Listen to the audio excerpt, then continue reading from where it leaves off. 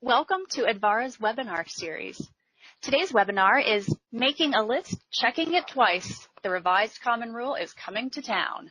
Presented by Michele Russell-Einhorn, Chief Compliance Officer and Institutional Official at Advarra, and Judith Carrithers, Director of Regulatory Services at Advarra. I'm Stephanie Pyle, Director of Communications and Marketing at Advarra, and I'll be moderating today's webinar.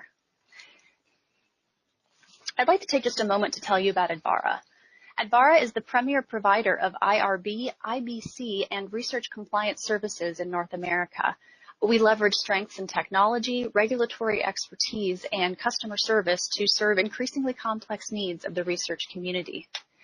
Advarra combines over 60 years of experience in the areas of human subject protections and research compliance. We work with more than 2,000 unique institutions and academic medical centers. And in addition to IRB services, we offer comprehensive IBC support as well as global consulting services. Advarra's technology helps make submissions more efficient and accurate and provides exceptional transparency into the review process. For more information, please visit advarra.com. Today's webinar is presented by Michele Russell-Einhorn and Judith Carrithers. Michele is Advarra's Chief Compliance Officer and Institutional Official.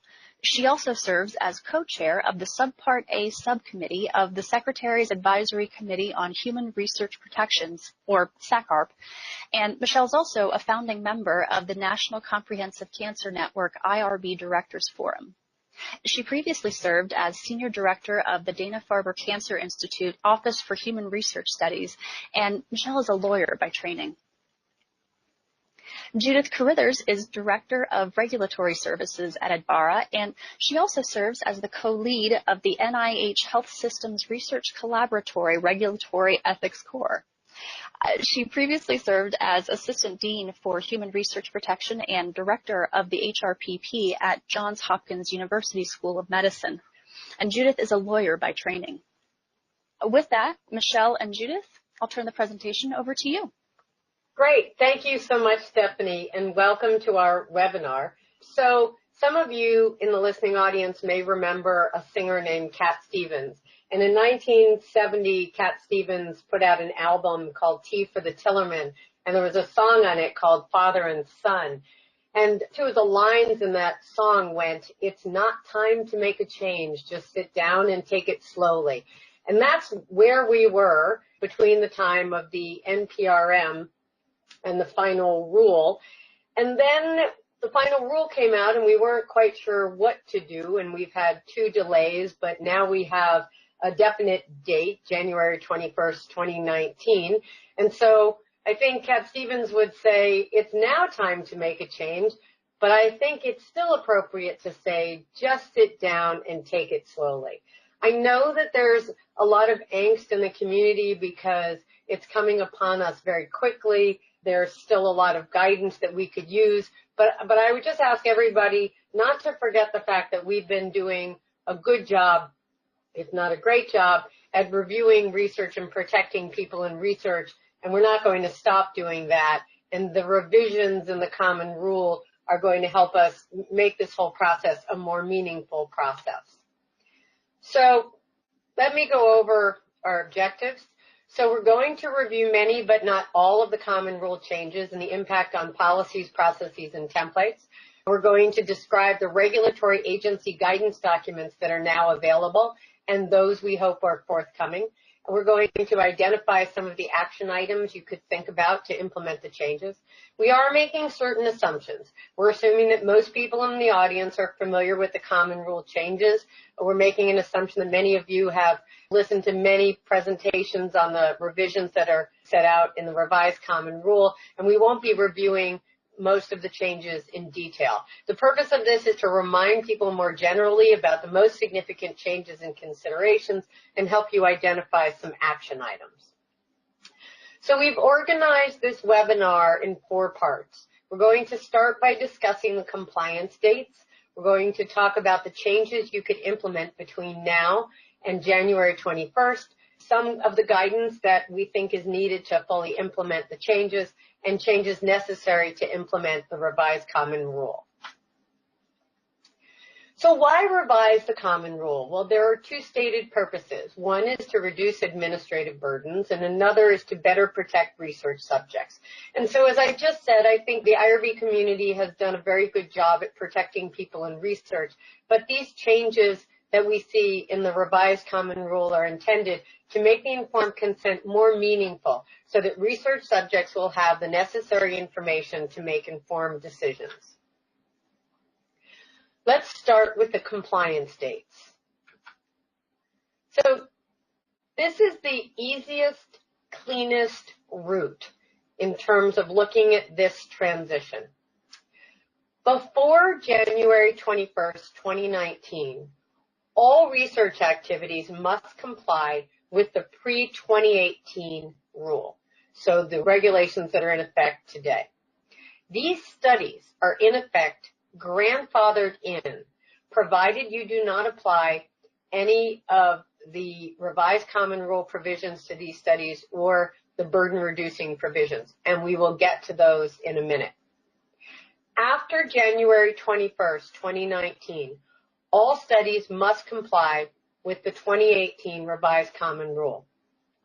So what that means is that you may well have studies in your portfolio that are complying with the regulations as they are in effect today, even up through 2025, and other protocols in your portfolio that are complying with the provisions in the revised common rule. So just to note that this January 21st, 2019 date is the final date after 2 delays. The requirement for single IRB review in multi-institutional studies has not changed. It goes into effect January 20th, 2020. And just a reminder that mandatory single IRB review for multi-site studies is found in both the revised common rule and in an NIH policy that has already gone into effect. The second topic I want to go to is the changes that you could implement between now and January 21st, 2019. So in the notice that went out July 19th, 2018, delaying the effective date of the revised common rule, it was stated that there are 3 burden reducing provisions that may be implemented now. Those are the new definition of research, eliminating the requirement for annual continuing review of certain categories of research, and eliminating the requirement for IRB review of grant applications or other funding proposals related to the research. These provisions will be effective January 21st, 2019 and forward, but you may implement these now. If you decide to do so, here are some of your action items. So first of all, you should decide whether you're going to implement them or not. And if you decide not to implement them, then you don't need to worry about what kinds of things have to be done in order to manage that. If you do implement the burden reducing provisions, you'll need to look at your IRB policies, SOPs, review forms, and your IT system to see where you need to make changes. And you will need to track any research to which a burden reducing provision was applied. And this is because any research that has taken advantage of a new provision in the revised common rule must be re-reviewed on January 21st, 2019 to make sure that all the other revisions have been applied. So the definition of research has changed. There are 4 activities that are deemed not to be research. Remember that what we're talking about are the regulations that focus on federal funding of research. We're not talking about FDA regulations. And in those federal regulations, research has to meet the definition of human subjects and the definition of research. The change means that 4 activities, scholarly and journalistic activities, public health surveillance activities, collection and analysis of information from law enforcement purposes, and authorized operational activities are not deemed to meet the definition of research. So in terms of an action item, whether you do this now or after January, is again to look at your policies, SOPs, checklists, and review forms to determine whether you have a need to revise the definition you're using of research to make it clear that any activity submitted, for example, for a determination of not human subjects research has this specific information. Continuing review. So what's changed? Unless an IRB determines otherwise, continuing review of research is not required if the research is eligible for expedited review in accordance with the expedited review categories, or if it's in data analysis, including analysis of identifiable private information or identifiable biospecimens, or accessing follow-up clinical data from procedures that subjects would undergo as part of clinical care.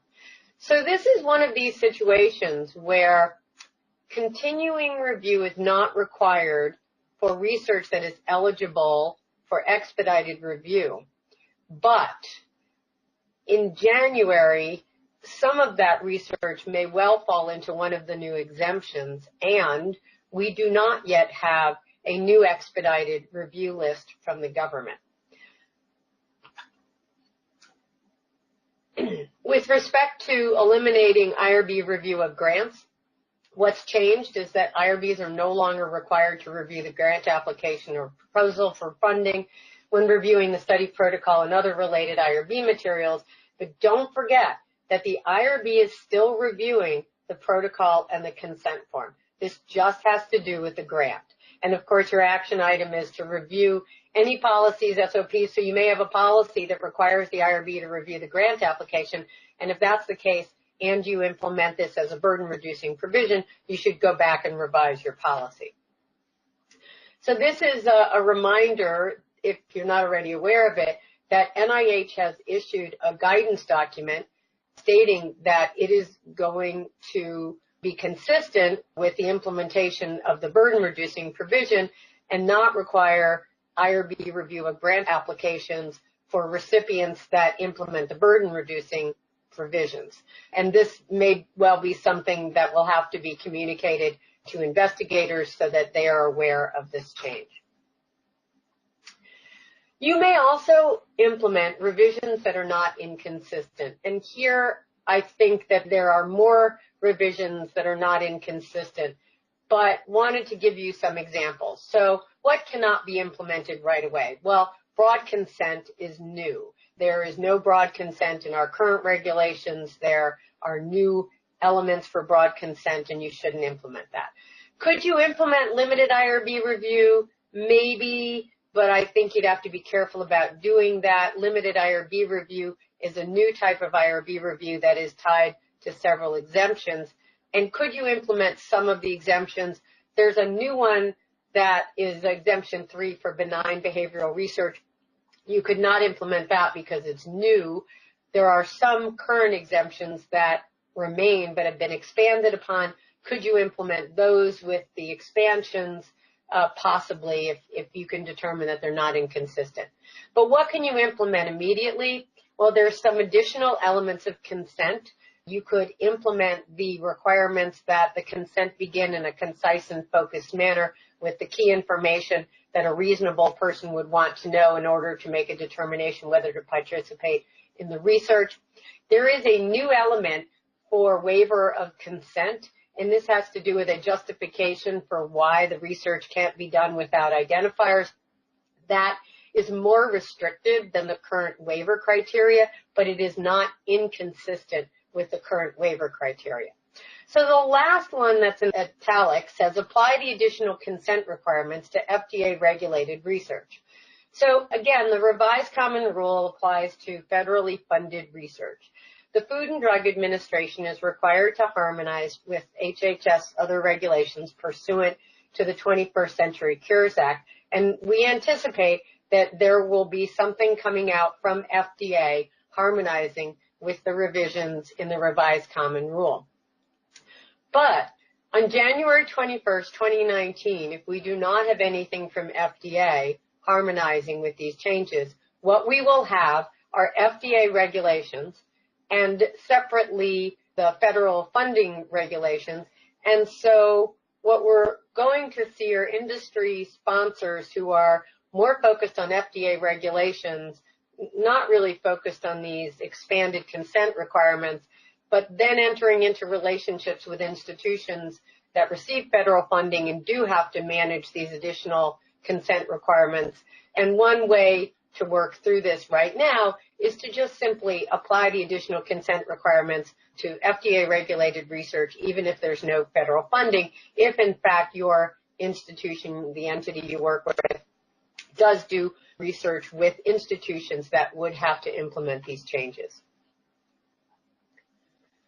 So what happens if you do transition some of your studies using these 3 burden-reducing provisions or using provisions that do not conflict with the pre-2018 rule?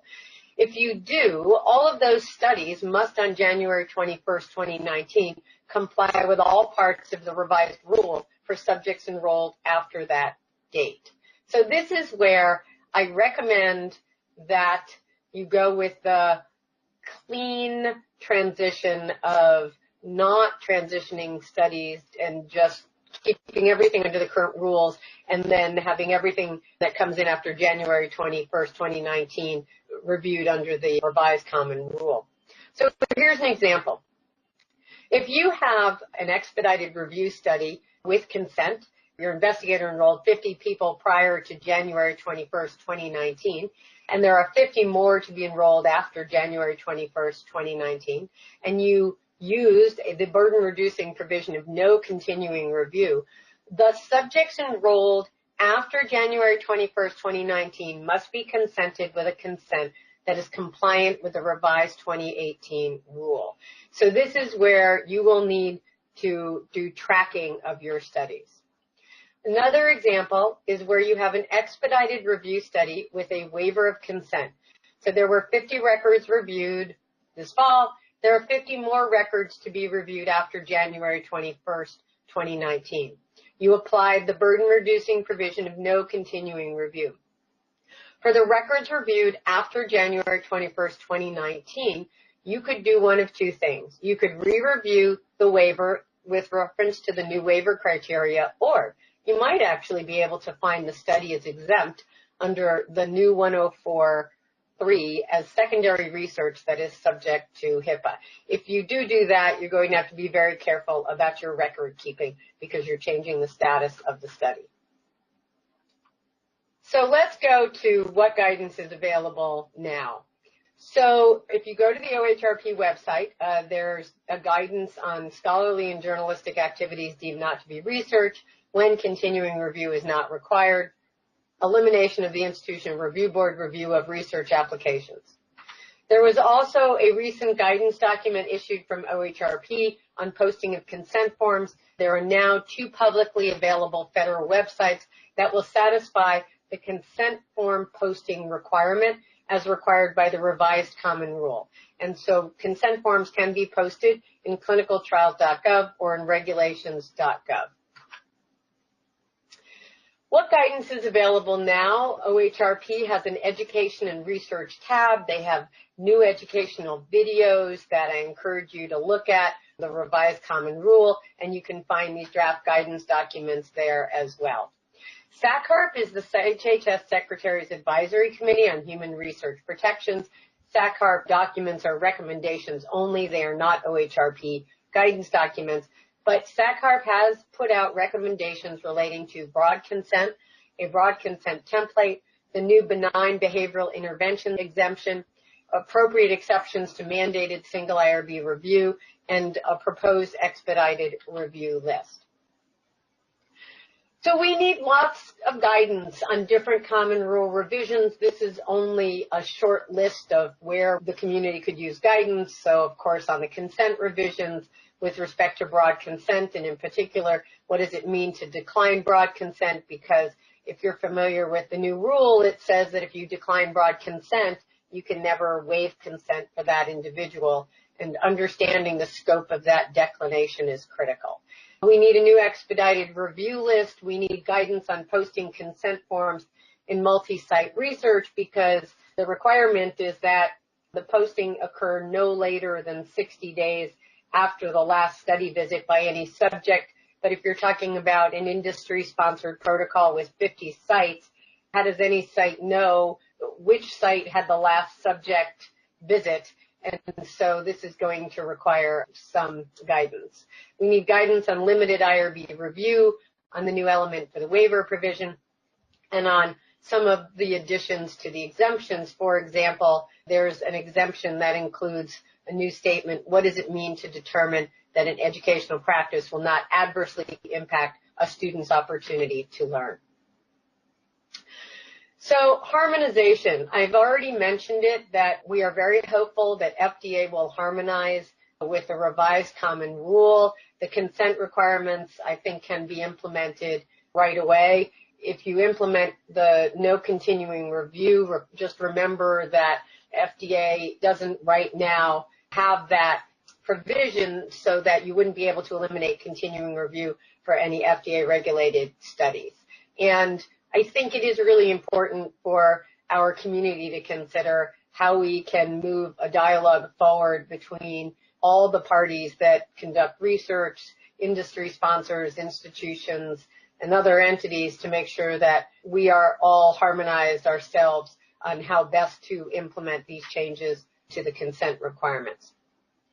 So the next topic we're going to address are changes necessary to implement the revised common rule. And on this note, I'm going to pass it over to Judith, who's going to continue with this section. Thanks, Michelle.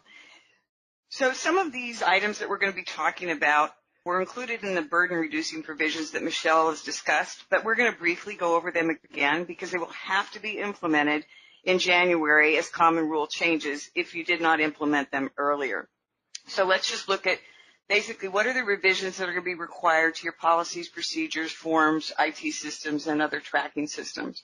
We have the revised definitions, the new exempt categories and revised exempt categories, limited IRB review, expedited categories, continuing review, consent form requirements, broad consent, screening and recruitment, grant review, single IRB requirements, secondary research, and ongoing research, a transition plan.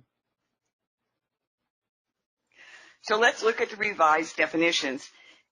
Michelle has already talked about the 4 new exclusions, but we're also going to look at the revision of the definition of human subjects. And that's been revised to clarify that data includes both information and biospecimens. So specifically, it includes obtaining information or biospecimens through intervention or interaction with a subject and using, studying, or analyze the information or biospecimens, or using, studying, analyzing, or generating identifiable private information or identifiable biospecimens. Again, what you're going to want to do is review your IRB policies, SOPs, review forms and IT systems, and make any necessary revisions to change your definition of human subject. You can also expect further guidance from OHRP on these definitions, which will occur probably within every 4-year period of time. Then let's move to the exempt categories. So what's changed? We have 6 existing exemptions, and they've been expanded to include 8 exemptions. We have 3 new exemptions, exemptions 3, 7, and 8. We have an additional restriction at exemption 1. The exemptions at categories 2, 4, and 5 were expanded, and the only one that remains unchanged is exemption 6. So again, we're going to have to review and revise our policies, SOPs, review forms. We're going to need to develop a limited IRB review process for exemptions 2, 3, 7, and 8, and I'll talk about that a little bit more in detail in a moment.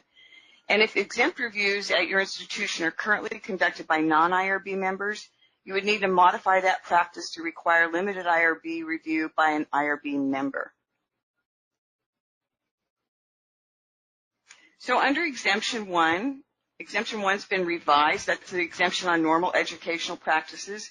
And there's an additional restriction, which is that the activity is not likely to adversely impact the student's opportunity to learn the required educational content or the assessment of educators who provide the instruction. So note that some research that now qualifies for Exemption 1 may not qualify under this restriction under the revised rule. For Exemption 2, that's also been revised, and what it allows for, again, this is research that includes interactions involving educational tests, surveys, interviews, and observations of public behavior, When the data is recorded so that subjects cannot readily be identified, or disclosure of the data will not be harmful, or the subject can be identified, but limited IRB review is conducted. So note, this is one of the exemptions that's going to require limited IRB review, and this category is limited to data collection only, including audio and video recording, but does not include intervention. We have a new Exemption 3, which is called Benign Behavioral Interventions, and this applies to adults who prospectively agree to their intervention when the information is recorded is limited to verbal or written responses, including data entry or audio-visual recordings. The criteria for when Exemption 3 applies is the same as Exemption 2. And again, this is going to be subject to limited IRB review. I'd note that deception is only permitted under Exemption 3 if it's authorized in the prospective agreement, and it does not include physiological data. We can use and we expect more guidance on benign intervention, but what we know now is that benign intervention is brief in duration, harmless, not physically invasive, painless, not embarrassing or offensive, and not likely to have a lasting adverse impact on the participant. Let's move to Exemption 4. Exemption 4 applies to the secondary research use of identifiable private information or identifiable specimens. One change is that the information on or specimens no longer have to be in existence at the start of the research. It also allows for the maintenance of identifiers if all study data is protected health information and research conducted by or on behalf of a federal department or agency. We note that this is a significant change as it allows for secondary research to be done on data, not biospecimens, that is otherwise subject to HIPAA. For Exemption 5, that was revised to include a new eligibility requirement for public benefit or public service programs, and it's now required that a publicly available list of projects covered by the exemption must be published prior to starting the research. And then we have two new exemptions at 7 and 8 for research conducted with broad consent. Exemption 7 covers the storage or maintenance of identifiable data and identifiable biospecimens, and Exemption 8 covers the use of these data and biospecimens. Exemptions 7 and 8 both require limited IRB review. So let's look at the exempt categories and applying subparts B, C, and D. So for subpart B, exemptions may be applied to research subject to Part B, which would be pregnant women, fetuses, and neonates. For prisoners, the exemptions apply to research intended to involve a broader population, and that research only incidentally includes prisoners. And Subpart C, children, Exemption 2 involving surveys, interviews, or observation of public behavior applies only when the investigators do not participate in the activities being observed and may not be applied when identifiers are recorded. Exemption 3, benign behavioral interventions, does not apply to children. So let's look at limited IRB review, and this is the new process that we've discussed briefly. Limited IRB review is going to be required for certain exemptions and does not require an IRB to consider all of the IRB approval criteria at Section 46.111. And as I mentioned, there's 4 exemptions that may require it. For Exemption 2 and Exemption 3, if identifiable information is recorded, limited IRB review is going to be required to protect privacy and confidentiality. For Exemption 7, for the storage and maintenance of identifiable private information or biospecimens for secondary research use obtained with broad consent, limited IRB review is required to determine that the elements of broad consent are met, that it is appropriately documented or documentation has been waived, and that there are adequate provisions to protect privacy and confidentiality. And Exemption 8, which is the secondary research use of identifiable private information or identifiable biospecimens obtained with broad consent, requires that the limited IRB review ensure that there are adequate provisions to protect privacy and confidentiality and that the research is within the scope of the broad consent.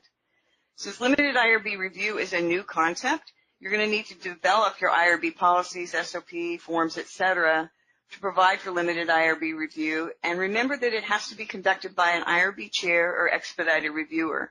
So if your current policy is that exemptions may be reviewed by non-IRB members, you're going to have to develop a system where the limited IRB review for those exemptions is conducted by an IRB chair or an expedited reviewer. So let's move to expedited review. As Michele mentioned, we need a revised expedited review list from OHRP. SACLARP has proposed a revised list, and when OHRP publishes the revised list, it will need to go out for comment. So this would be a good opportunity to take a look at the SACLARP proposed list and see what additional changes you think might need to be made. So what do we know about the existing expedited review list? The new exemptions rely upon research being removed from the current expedited review list. The new exemptions may otherwise impact the expedited review. For example, some benign behavioral research may not meet the definition for exemption and will need to be reviewed under an appropriate expedited review category. So again, your action items: review and revise all of your policies, SOPs, forms, and systems to reflect the new expedited review list when it becomes available. And also, revise your policies to require documentation of rationale if the reviewer determines that the research on the expedited review list is more than minimal risk. So in that case, if your reviewer feels that it is more than minimal risk, they're going to have to record and document why they believe that's the case. And then we're going to look briefly at continuing review. Michele already discussed this in the context of the burden-reducing provisions. What I'd like to add here is this also includes research that has had limited IRB review will not require continuing review. If the IRB determines that continuing review should be conducted when it's not required, again, the rationale has got to be recorded and documented, so you're going to need to include that in your record keeping. I want to note, and Michele mentioned this, that continuing review will still be required for FDA-regulated studies unless FDA harmonizes with the revised common rule or until FDA harmonizes with the revised common rule. You're going to develop a process for documenting if the IRB will conduct continuing review when it's not otherwise required. Again, that documentation, if the reviewer determines that continuing review is required. You need to determine whether there will be a transition process for your pre-2018 studies that meet the requirements for elimination of continuing review and how you're going to track that. You're going to probably want to revise your approval notice because folks that are doing expedited research and are used to submitting continuing review reports are going to need to be informed that continuing review is not required, but you're going to want to remind them that amendments, adverse events, and study termination reports are still required. And generally, again, review your policies, et cetera, to reflect these changes to the continuing review policy. So let's turn to consent forms. And Michele's already covered this a bit, but what's changed? So the key information about the study must be included at the beginning of the consent form. There's one basic consent element that's been added and 3 additional elements to be included when appropriate that need to be added to your consent form templates. Consent forms for clinical trials must be posted to a public federal website, and we have the announcement from OHRP on the 2 sites that are appropriate. And in jurisdictions where there is no applicable law for allowing a legally authorized representative to provide consent on behalf of a subject for research, an individual who is recognized by institutional policy as acceptable for providing consent in a non-research context will be considered an LAR for purposes of the consent to the research. So again, what are your action items? Revise your consent form template.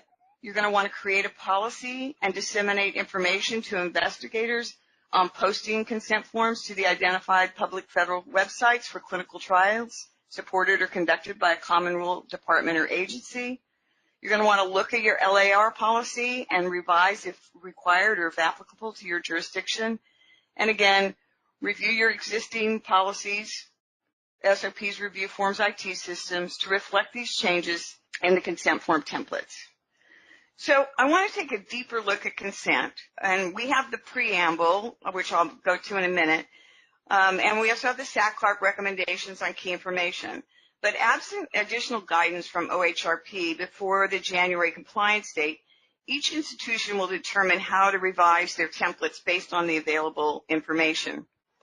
As we all know, consents are long and often complex, and the key information is designed to help participants decide at the beginning of the study or at the beginning of the consent process whether or not they want to participate in the research.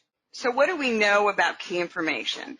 What we've heard is that the informed consent must begin with a concise and focused presentation of the key information that is most likely to assist a prospective subject or LAR in understanding the reasons why one might or might not want to participate in the research.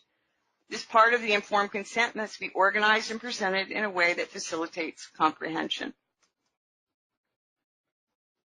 So this is from the preamble, and this is just one look at what is included in key information. So according to the preamble, what we need to include in our key information is the fact that consent is being sought for research and that participation is voluntary, the purposes of the research, expected duration, procedures to be followed, the reasonably foreseeable risks or discomforts, the benefits to the prospective subject or others, and the appropriate alternative procedures or courses of treatment.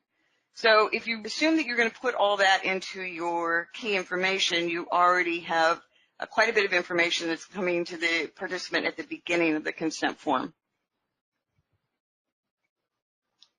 So this is derived from a working document that came out of the July SACART public meeting, and these are some things they considered to include as standard questions that would be included in key information.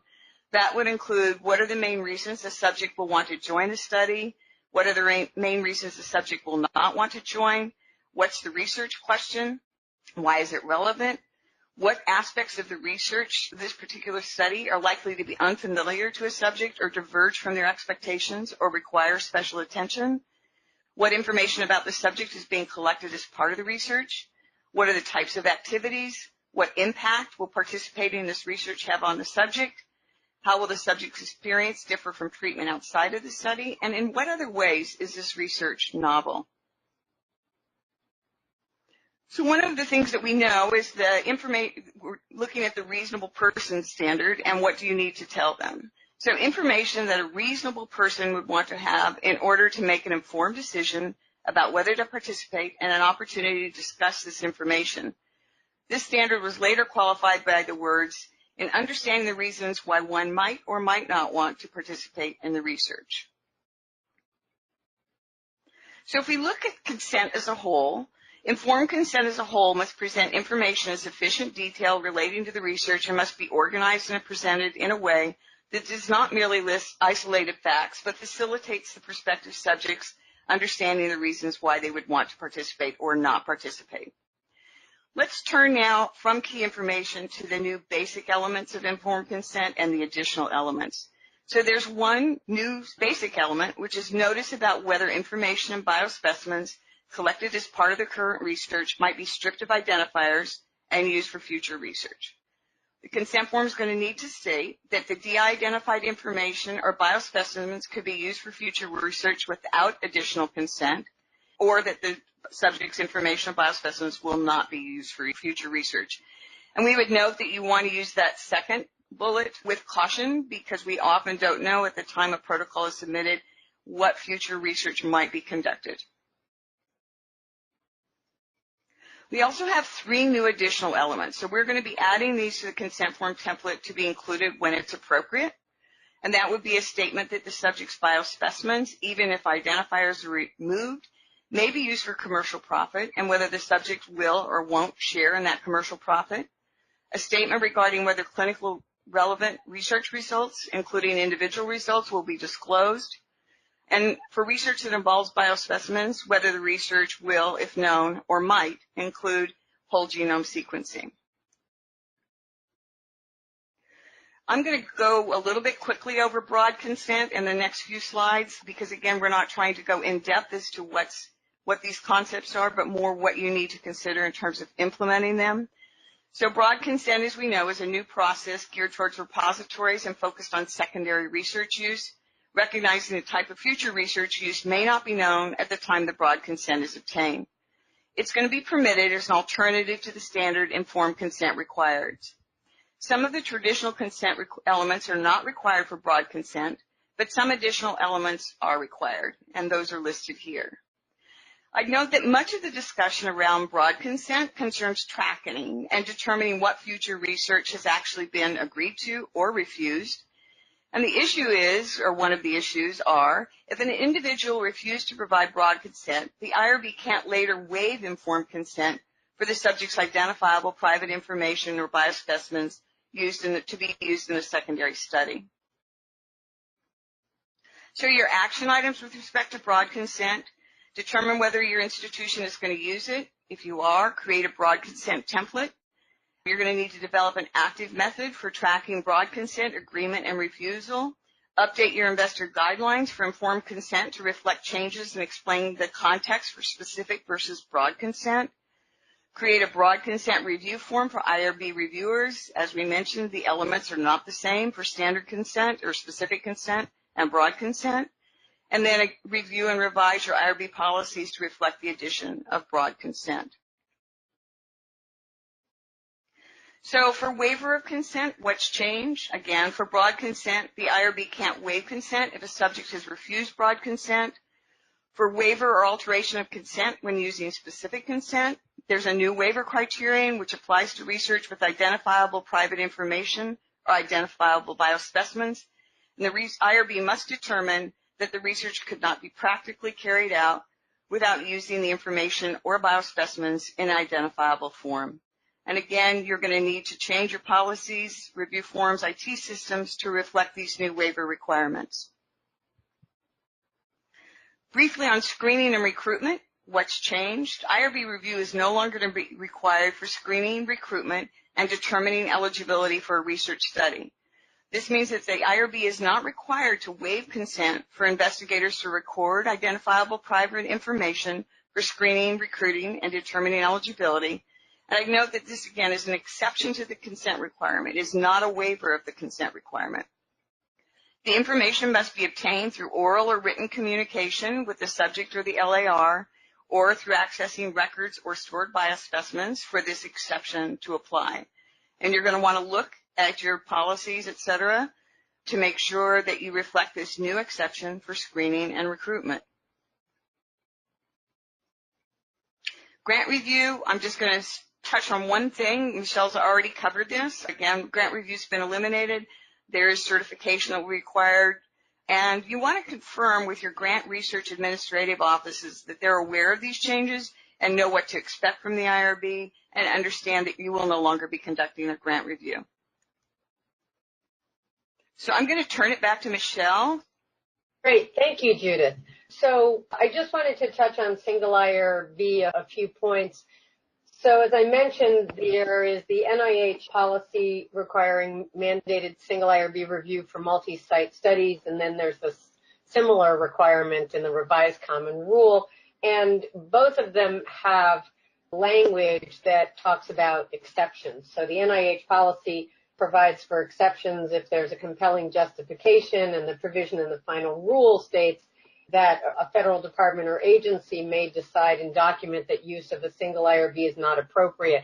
And so it may be appropriate for an investigator to refer to the SACARP recommendation on the types of things that would be appropriate when requesting an exception, and that SACARP document noted that research involving 5 or fewer sites, research for which a single IRB is unable to meet the needs of specific populations, and research involving political, controversial, sensitive issues might be the types of topics that could warrant a determination from NIH that it falls within the bucket of a compelling justification to not have mandated single IRB review, or within the revised common rule that a federal agency could decide that it's not appropriate given the particular context. One thing that's very important about this mandated single IRB review in terms of action items is to make sure that there's very clear communication between the investigators, the Grants and Contracts Office, and the IRBs.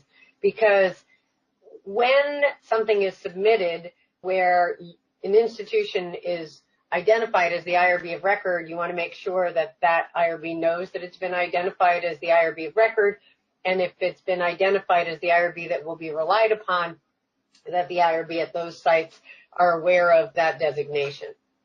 So with respect to secondary research, I just wanted to make note of a few things. So today there's a couple options for conducting secondary research. So you could have an investigator who wants to do secondary research. It could come in as a determination of not human subjects research because it's not identifiable. There could be a protocol submitted with a request for a waiver of consent. There could be a protocol submitted with a regular consent to do secondary research. Or one could meet the exemption 4, which is to do secondary research on existing data. So going forward after January 21st, there will be 2 other options. One is that if you do use a broad consent, and this is one of the benefits of using broad consent, is that there are 2 new exemptions, as Judith noted, 7 and 8, where secondary research could be conducted without additional IRB review. In addition, there's also the expanded exemption 4, which allows secondary research with identifiable information, not biospecimens, but information that's otherwise covered by HIPAA. So going forward, some of your action items are to identify your existing databases and repositories in which information material is stored, and you're going to have to figure out which regulations apply to the protocols that are in your repositories, and this may be a situation where it's going to be much cleaner to just leave all those protocols that are existing right now subject to the current regulations, and then anything that comes in after January 21st is subject to the new regulations, and that would probably be an easier way to manage those repository protocols. So I just want to end with this, relax, it'll all be fine. Let's go back to Cat Stevens for a minute. It is time to make a change, but sit back and take it slowly. Don't rush it. Don't get frenzied. We'll make it work. We'll do it as a community. We'll continue to protect people and research. We'll get more guidance from the government, and it'll all work out. So thank you, everybody, for listening. Thank you, Judith. Stephanie, I'm going to pass it back to you. Thank you, Michele and Judith. Thank you all so much for joining us today. We hope you found today's presentation informative and useful. And have a nice day.